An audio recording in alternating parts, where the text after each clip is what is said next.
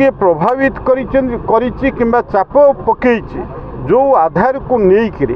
प्रकृत में ये प्रकार मूर्ति भंगा घटना घटी सी परंपरा को जो माने भांगी से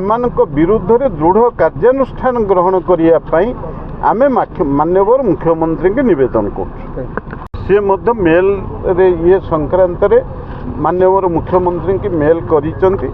देखंतो आमे भारत वर्ष रे समस्ते पूज्य पूजा विश्वास करूँ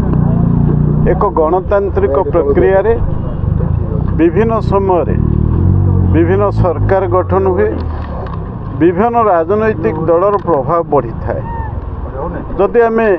स्वाधीनता पूर्व एवं स्वाधीनता परवर्ती अवस्था देखिबा एरसमा राजनीति रे स्वाधीनता संग्राम रे सामिल हिथिबा गौरश्याम नायक जे प्रथमे थानापुड़ी रे सामिल होते से विधायक होते एवं परवर्ती अवस्था रे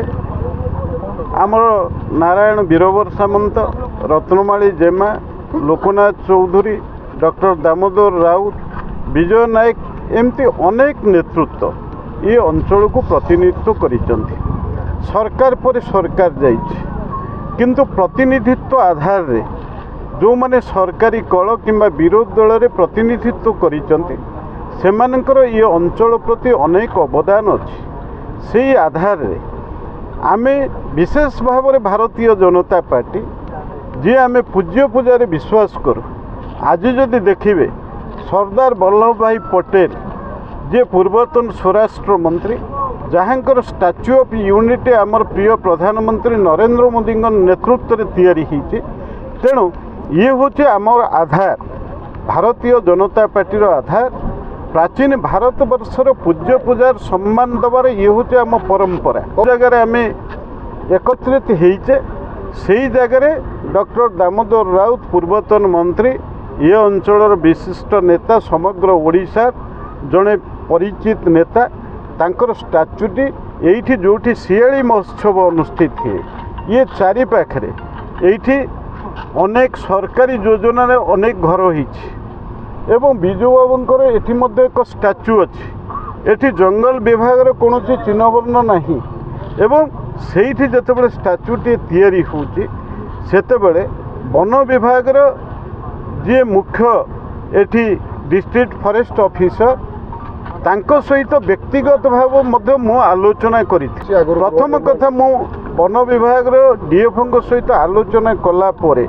सी जो भाव ये कथाटी के मु सांसद बा जनप्रतिनिधि भाव ये अंचल प्रतिफलन कौन हम तांको बुझेकी मध्य कही एवं ये स्टैच्यू पाई कौन सी भांगिबा निवृत्त रही मध्य कही किंतु ता सत्व जितेबाला भांगी दिगला सेतेबेले गोटे कथा अन्य मानक भितर गोटे संदेहर कुहेलिका सृष्टि होइछि एवं एथिरे डीएफओ निजे दायी किंबा तांकर रेंजर एठी निजे दायी किंबा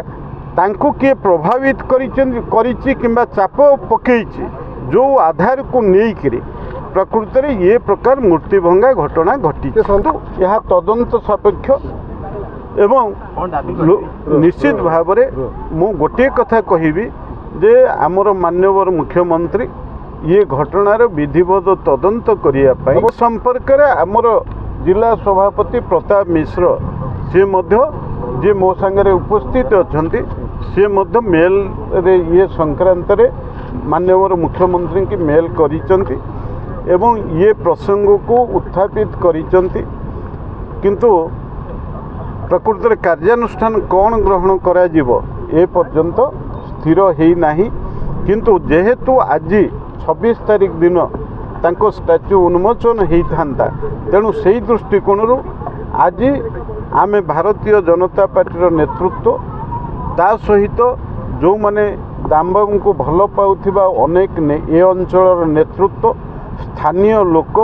एवं विशेष भाव में एरसमा अंचल प्रति तांकर जो अनेक अवदान अच्छी से आधार रे जो माने तांकर सहयोगी थिले समर्थक थिले से माने आज शह शह संख्यार ऋण होती सम्मान जनापी अपरपेक्षे आमे बीजेपी जो माने नेतृत्व अच्छु आमे जो परंपरा रे विश्वास करूँ सी परंपरा को जो माने भांगी सेमानक विरुद्ध रे दृढ़ कार्यानुष्ठान ग्रहण करने आमे माननीय मुख्यमंत्री के निवेदन कर।